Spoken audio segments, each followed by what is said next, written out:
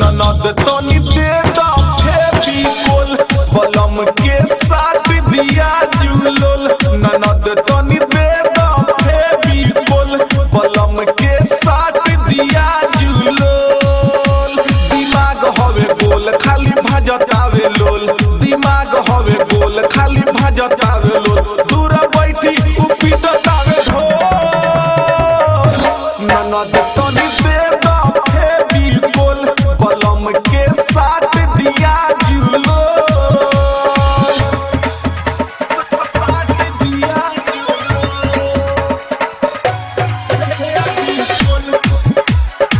Neha recording studio चकिया।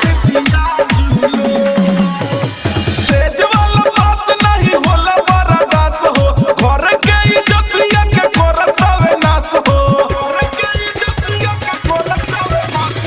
सेज वाला बात नहीं होला बर्दाश्त हो। घर के इज्जतिया के करतावे नाश हो।